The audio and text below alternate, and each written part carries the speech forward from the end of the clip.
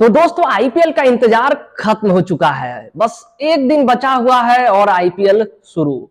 आज हम इस वीडियो में बात करेंगे सीएसके की प्लेइंग 11 के बारे में। वो कौन से 11 खिलाड़ी हैं जो मैदान पर उतर सकते हैं या फिर उन्हें उतरना चाहिए। और सबसे बड़ी बात कि महेंद्र सिंह धोनी का यह आईपीएल आखिरी आईपीएल नहीं है। क्यों नहीं है, आने वाले कुछ मिनटों में आपको पता चल जाएगा। क्योंकि मैं इतने दावे के साथ कह रहा हूं तो कुछ तो लॉजिक होगा ही। लेकिन हाँ, उससे पहले हम वही 11 खिलाड़ी की बात करते हैं जो खेल सकते हैं। तो जब प्लेइंग 11 की बात होती है तो सबसे पहले तो ओपनर की बात होती है। ओपनर में हमारे एक ओपनर तो फिक्स है, ऋतुराज गायकवाड़, जिसपे ना मुझे डाउट है ना आपको डाउट होगा, किसी को डाउट नहीं होगा। उन्होंने पिछले 2 साल में सीएसके के लिए बहुत अच्छा करके दिया है। हालांकि उनका रिकॉर्ड रहा है कि शुरुआत के 2-3 मैच वो अच्छा नहीं कर पाते हैं, लेकिन वो पीछे की बात थी, नया बात नया होगा। दूसरे विकल्प के तौर पर ऑप्शन क्या है सीएसके के पास? सीएसके के पास ऑप्शन ढेर सारे हैं। अंबाती रायडू भी ओपन कर सकते हैं, अजिंक्य रहाणे भी ओपन कर सकते हैं, बेन स्टोक्स भी ओपन कर सकते हैं, मोइन अली भी ओपन कर सकते हैं। लेकिन सीएसके जाएगी किसके साथ? और हाँ, सबसे बड़ा ऑप्शन डेविन कॉनवे, क्योंकि पिछले साल तो ऋतुराज गायकवाड़ और कॉनवे ही लास्ट के मैचों में ओपन किए थे। लेकिन कॉनवे के साथ प्रॉब्लम क्या आ रही है? कॉनवे के सबसे पहले मैं पॉजिटिव पॉइंट बताऊं तो वो स्पिन और पेस दोनों अच्छा खेलते हैं, जो कि बहुत अच्छी बात है।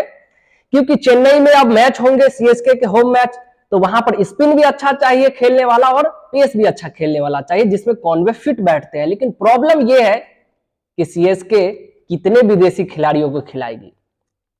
पिछले साल की बात करें तो वो 4 विदेशी खिलाड़ी कौन थे? पहला तो कॉनवे, दूसरा मोइन अली, तीसरा प्रिटोरियस एंड चौथा महेश तीक्ष्णा खेलते थे। लेकिन अब आ चुके हैं बेन स्टोक्स। तो इन चारों में से कोई ना कोई एक तो बाहर जाएगा ही। तो कौन जाए? महेश तीक्ष्णा नहीं जा सकते। चेन्नई के मैदान पर मैच होने हैं, धोनी के वो मनपसंद गेंदबाज बन चुके हैं और आने वाले कप्तान के भी वो मनपसंद गेंदबाज बनेंगे। तो तीक्ष्णा तो कंफर्म खेलेंगे। दूसरा प्रिटोरियस, हम नीचे से ही जा रहे हैं, प्रिटोरियस भी खेलेंगे। 9-8 नंबर पे आकर के वो अच्छी बैटिंग कर सकते हैं, 20-22 रन का कैमियो खेल सकते हैं। और सबसे बड़ी बात, डेथ में सीएसके के पास गेंदबाज ही कौन है? सीएसके की बॉलिंग की बात करें तो कोई भी ऐसा इंडियन बॉलर नहीं है जो डेथ में अच्छी गेंदबाजी करके दे सकता है। प्रिटोरियस भी कोई बहुत महान गेंदबाज नहीं है डेथ के, लेकिन कंपेयर किया जाए तो और सब गेंदबाजों में प्रिटोरियस अच्छे हैं सीएसके के गेंदबाजों में। तो प्रिटोरियस तो खेलेंगे ही। तो 2 खिलाड़ी हमारे हो गए, प्रिटोरियस और महेश तीक्ष्णा। तीसरे हमारे मोइन अली, वो भी खेलेंगे, ऑलराउंडर है, स्पिन करवाते हैं, मिडिल ऑर्डर में अच्छा बैटिंग कर सकते हैं। और धोनी को तो ये पसंद ही है, जो स्पिन भी करवा कर दे दे, बैटिंग भी कर ले, मल्टी टैलेंटेड बंदा। तो मोइन अली भी कंफर्म होंगे तीसरे। और चौथे तो ऑटोमेटिक चॉइस है बेन स्टोक्स। तो बेन स्टोक्स भी खेलेंगे ही। बेन स्टोक्स आपको कई तरह के काम करके दे सकते हैं। वो आपको ओपन भी करके दे सकते हैं। अगर धोनी फ्यूचर के लिए देख रहे हैं कि सीएसके को एक फिनिशर की जरूरत है जो जाडेजा का साथ दे, तो बेन स्टोक्स नंबर 5-6 पर भी खेल सकते हैं। बेन स्टोक्स बॉलिंग भी कर सकते हैं। तो स्टोक्स कई तरह का चीजें टीम में लेकर आते हैं। तो ये 4 तो फिक्स हो गए। और हमारे 5वें कॉनवे, तो 5 तो खेल नहीं सकता, खेल तो 4 ही सकते हैं, तो कॉनवे बाहर हो जाते हैं। लेकिन हाँ, नो डाउट कॉनवे अच्छे खिलाड़ी है और पहले मैच में आपको दिख भी सकते हैं गायकवाड़ के साथ, क्योंकि कई बार धोनी ऐसा काम करते हैं जो कोई सोच नहीं सकता है। ठीक है। और एक ओपनर पे हम बात करें तो रहाणे।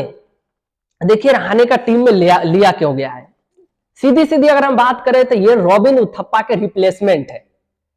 20 सीएसके का अच्छा नहीं गया था, 21 में उथप्पा ओपनिंग किए, नंबर 3 पर भी खेले और सीएसके जीती। 22 फिर से सीएसके का अच्छा नहीं गया। और 23 में कहीं ना कहीं धोनी रहाणे के साथ भी जा सकते हैं और आपको रहाणे और गायकवाड़ का ओपनिंग जोड़ी भी मैदान पर देखने को मिल सकता है। लेकिन मैं जो ये प्लेइंग 11 बनाया हूं, बहुत सोच समझकर बनाया हूं। तो मेरे इसमें ऋतुराज गायकवाड़ के जो पार्टनर होंगे वो होंगे बेन स्टोक्स, क्योंकि उनको हमने बहुत ज्यादा पैसे दिए हैं, उनका यूज तो कुछ करना ही होगा। हम उनसे ओपन करवाएंगे और 4 ओवर की गेंदबाजी या 3 ओवर की गेंदबाजी भी करवाएंगे और फील्डिंग तो करवाएंगे ही उनसे।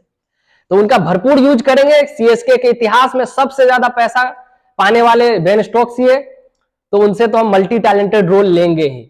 तो मेरे इस टीम में गायकवाड़ के साथ बेन स्टोक्स 2 ओपनर हो गए। नंबर 3 और नंबर 4 पर आप मोइन अली और अंबाती रायडू किसी को भी खिला सकते हो। पिछले 2 सीजन में अंबाती रायडू नीचे उतरे हैं, लेकिन उससे पहले के सीजन में 18-19 में अंबाती रायडू ओपन करते थे। तो मेरी पर्सनल चॉइस को पूछेगा कि तुम किससे करवाना चाहते हो, तो मैं तो रायडू के साथ ही जाऊंगा, रायडू एंड गायकवाड़ या फिर रहाणे। लेकिन मेरे सोचने से नहीं होगा, धोनी के सोचने से होगा, पहली बात। और दूसरी बात, टीम के लिए क्या ज्यादा अच्छा है, क्योंकि अंबाती रायडू नीचे आकर के भी अच्छा बल्लेबाजी कर सकते हैं। उन्होंने मुंबई के लिए भी 7-8 साल तक नीचे बैटिंग किया। तो हमारे 3 और 4 पर मोइन अली और अंबाती रायडू, 4 खिलाड़ी हो गए 11 में। और हाँ, एक चीज कॉनवे को लेकर एक निगेटिव पॉइंट ये है कि कॉनवे को अगर आप लेते हो टीम में, मान लेते हैं हम प्रीटोरियस या महेश तीक्षणा में से किसी एक को बाहर कर देते हैं या फिर मोइन अली को बाहर कर देते हैं, हम कॉनवे को लेते हैं। कॉनवे को टीम में लेने से दिक्कत है कि बहुत सारे लेफ्ट हैंडर हो जा रहे हैं 1 से 7 तक में। Jadeja left hander, Shivam Dube left hander, Conway खुद लेफ्ट हैंडर हो जाएंगे, मोइन अली लेफ्ट हैंडर हो जाएंगे, बेन स्टोक्स लेफ्ट हैंडर हो जाएंगे। तो इतने सारे लेफ्ट हैंडर फंस जाएंगे किसी मैच में। लेफ्ट हैंडर के लिए अगर कोई साइड बड़ी हो और इंपॉर्टेंट मैच हो तो वहीं पे गेंदबाज उनको फंसाएंगे बड़ी साइड में। एक मैच में हुआ भी था, जाडेजा और ध्यान नहीं है, जाडेजा के साथ एक लेफ्ट हैंडर ही थे, शायद मे बी दुबे होंगे शायद, तो उनको ऐसे ही किया गया था। एक राजस्थान के मैच में भी सिमरन हेटमायर खेल रहे थे, उनके साथ भी बड़ी ग्राउंड को उनको यूज करके गेंदबाज बॉलिंग कर रहे थे। इसलिए कॉनवे थोड़े से साइड में लगते हुए दिख रहे हैं। लेकिन 4 खिलाड़ी फिक्स हो गए, गायकवाड़, बेन स्टोक्स, मोइन अली, अंबाती रायडू।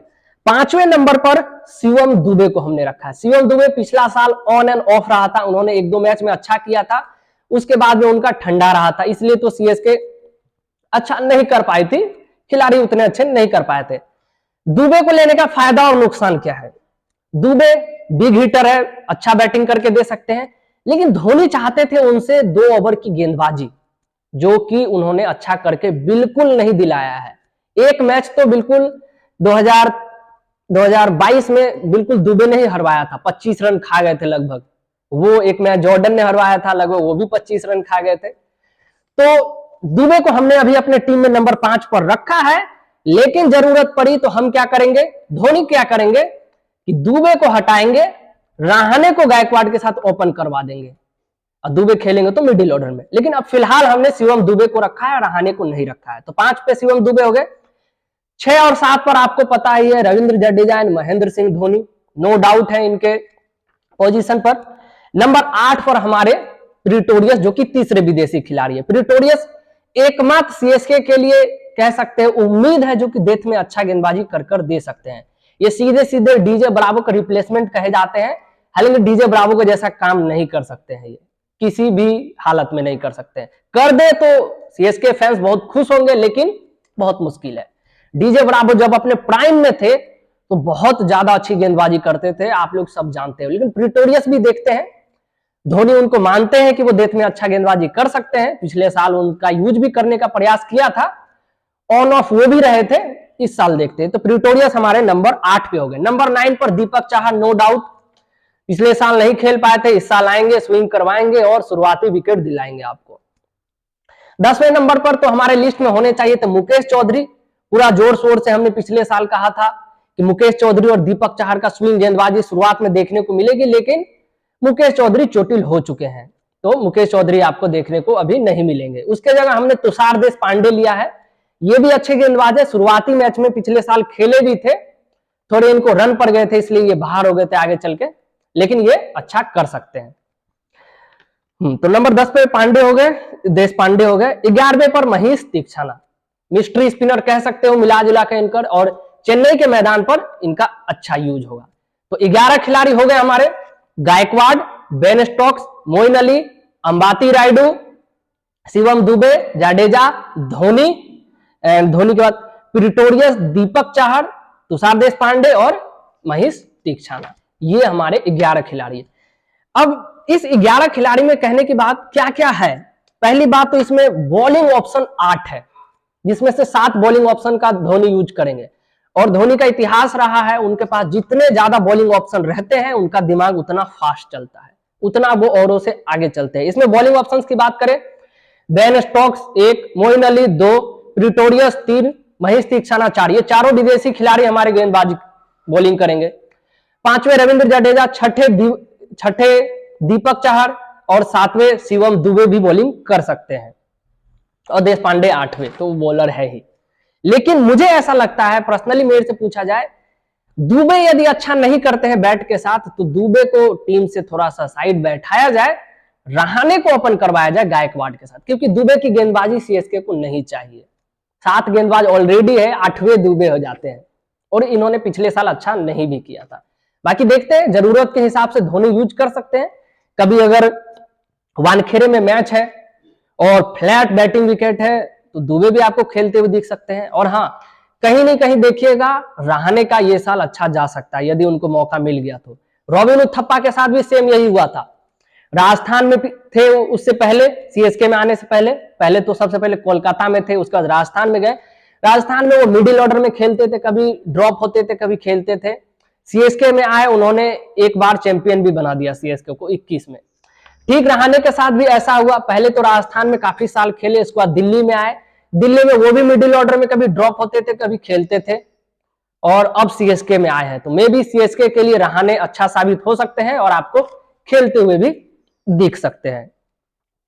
तो कॉनवे के साथ तो प्रॉब्लम हमने बता दिया क्यों नहीं लिया हमने, लेफ्ट हैंडर थे। रहाणे दुबे में से कोई भी खेल सकता है, बॉलिंग ऑप्शन 8 है। और हाँ, अब हम बात करते हैं फिनिशर की। सीएसके जिसके लिए जानी जाती थी पहले, अभी पिछले कुछ सालों में नहीं जाना जा रही है, क्योंकि धोनी जो है वो थोड़े से अब कह सकते हो दिक्कत आ गई है उनको। हाँ, धोनी खेल रहे हैं उनको, क्योंकि हम चाहते हैं वो खेले, जितने देर मैदान पर रहे नो प्रॉब्लम, इसलिए धोनी खेल रहे हैं। लेकिन हाँ, अब वो सच्चाई है, पहले जैसा तो काम नहीं कर सकते, लेकिन इस बार कहीं कर दे तो मजा आ जाएगा। तो फिनिशिंग के लिए मे भी बेन स्टोक्स को मैंने ऊपर रखा है, वो आपको 5वें 6ठे पे दिख सकते हैं खेलते हुए। जाडेजा, बेन स्टोक्स और प्रिटोरियस, ये 3 मिलके आपको फिनिशर का रोल निभा सकते हैं, और तीनों मिल जाएंगे तो धोनी के बराबर काम कर देंगे, जो पहले धोनी क्या करते थे। धोनी सोचिए अकेले काम वो कर दिया करते थे, वो इन तीनों को मिलकर करना होगा। बेन स्टोक्स भी अच्छे खिलाड़ी है, वो भी अकेले कर सकते हैं। और मे भी बेन स्टोक्स को टीम में इसलिए भी लिया गया है कि लीडरशिप ग्रुप का हिस्सा होंगे वो, और नीचे आकर के भी फंसा हुआ मैच आपको निकाल कर दे सकते हैं, क्योंकि उनका इतिहास रहा है। एसएच का फाइनल हो, वर्ल्ड कप 19 का फाइनल हो, तो इसलिए बेन स्टोक्स आपको इतने पैसे लेते हुए दिखे हैं और मे भी नीचे खेलते हुए दिख जाए। तो हमने प्लेइंग 11 की बात कर ली। और हाँ, अब मैं बात करूंगा धोनी का यह आखिरी आईपीएल क्यों नहीं है। सबसे पहली बात, आज से 5 से 6 दिन पहले दीपक चाहर ने एक स्टेटमेंट दिया कि ग्राउंड में जब हम प्रैक्टिस सेशन कहीं भी उतरते हैं, ऐसी कोई बात नहीं है कि धोनी का यह आखिरी साल है। धोनी के चहेते हैं दीपक चाहर, उन्होंने बोला कोई इस पर बात नहीं है कि धोनी का यह आखिरी साल है। एक चीज।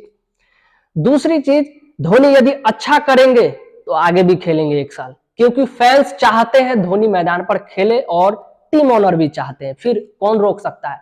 टीम ओनर चाहते हैं धोनी खेले, फैंस चाहते हैं धोनी खेले, कौन होता है रोकने वाला फिर धोनी को? 2 रीजन मैंने बताया क्यों धोनी 2023 में संन्यास नहीं लेंगे। तीसरा रीजन, वो धोनी के स्टेटमेंट पर आते हैं। धोनी ने कहते हैं ना, स्टाम्प लगाकर कह दिया है कि उनका आखिरी मैच चेन्नई में होगा। इस अनुसार यदि सीएसके प्लेऑफ में नहीं पहुंच पाती है, मान लेते नहीं पहुंच पाती है, तो उनका आखिरी मैच दिल्ली में है, तो वहां तो धोनी, वो तो दिल्ली से चेन्नई नहीं है, तो वहां भी धोनी संन्यास नहीं लेंगे। हाँ, यहां पर आप कह सकते हो कि धोनी क्या करेंगे, इसी साल चेन्नई का मैच जब चेन्नई में होगा उसी दिन धोनी रिटायर हो जाएंगे। लेकिन ऐसा ना हो, यही एक ऑप्शन बचता है कि दिल्ली में आखिरी मैच है तो धोनी क्या करेंगे, आखिरी मैच तक जाएंगे ही नहीं, चेन्नई का मैच जब चेन्नई में होगा तो वही संन्यास ले लेंगे। लेकिन ऐसा नहीं करना चाहिए धोनी का, धोनी को फैंस निराश हो जाएंगे। और हाँ, दूसरी बात, मान लेते हैं सीएसके फाइनल तक जाती है, प्लेऑफ खेलती है, तो जरूरी नहीं फाइनल मुकाबला चेन्नई के मैदान पर हो। मैं तो चाहता हूं चेन्नई के मैदान पर फाइनल मुकाबला हो ही ना, वैसे भी वो स्लो विकेट हो जाती है, रन 120-30 कहीं देखने को मिल जाए, फाइनल बेकार हो जाएगा। तो और भी कुछ खिलाड़ी है जिन्होंने कहा है कि धोनी रिटायर नहीं होंगे, अभी 1 साल तो कम से कम खेलेंगे ही खेलेंगे, बिल्कुल। और हाँ, अच्छा खेल लिए तो 100% कंफर्म है, अभी 90% कंफर्म है। अच्छा खेल गए तो बिल्कुल अगला साल भी खेलेंगे। देखो इफ लेकिन किंतु परंतु क्यों है यह बात, क्योंकि धोनी का एज हो चुका है, 42 साल के हो चुके हैं, 43 साल के हो जाएंगे। जरूरी नहीं 42 साल में आपको वो अच्छा खेल कर दिखा दे। वो मैदान पर है, कीपिंग अच्छा कर कर दे रहे हैं, इतना ही काफी समझिए। उनसे बहुत ज्यादा उम्मीद ना किया जाए। और हाँ, उम्मीद तो हम फिर भी करेंगे, क्योंकि धोनी ने ऐसा पास्ट में कर कर दिया है, तो उम्मीद तो हम करेंगे। लेकिन हाँ, बहुत कोई ट्रोलर्स होते हैं जो अच्छा ना खेलने पर धोनी को ट्रोल करते हैं। प्लीज उनसे निवेदन है कि वो उस तरह की चीजें नहीं करे। जो खिलाड़ी आपको रिटायर हो चुका है इंटरनेशनल क्रिकेट से, 3 साल 4 साल हो चुका है रिटायर का, अपने लीग मैच खेल रहा है अपने टीम के लिए, कोई रोकने वाला नहीं है। ऑनर चाहते हैं, फैंस चाहते हैं। ट्रोल करने वाले कौन होते हैं? दूसरे टीम के लोग। दूसरे टीम के लोग उनको ट्रोल करने लग जाते हैं, और फंसते कौन है? सीएसके के फैंस। तो यही सब बात थी। एक बार मैं फिर से रिपीट कर दूं कि मुझे कौन सा बेस्ट ऑप्शन लग रहा है प्लेइंग 11 में, जिसमें नंबर 9 तक बल्लेबाज है। ऋतुराज गायकवाड़ नंबर 1 पर, नंबर 2 पर बेन स्टोक्स, नंबर 3 पर अंबाती रायडू, नंबर 4 पर मोइन अली, नंबर 5 पर शिवम दुबे, नंबर 6 पर रविंद्र जाडेजा, नंबर 7 पर धोनी, नंबर 8 पर प्रिटोरियस, नंबर 9 पर दीपक चाहर। तो 9 नंबर तक बल्लेबाजी है। नंबर 10 पर तुषार देशपांडे और 11 पर महेश तीक्षाना। हाँ, तुषार देशपांडे भी बल्ला चलाने जानते हैं, ऐसा बात नहीं है। तो दोस्तों मिलेंगे किसी और वीडियो के साथ। आप लोगों को सीएसके से रिलेटेड कोई भी न्यूज चाहिए, बिल्कुल इस चैनल को सब्सक्राइब कर दे।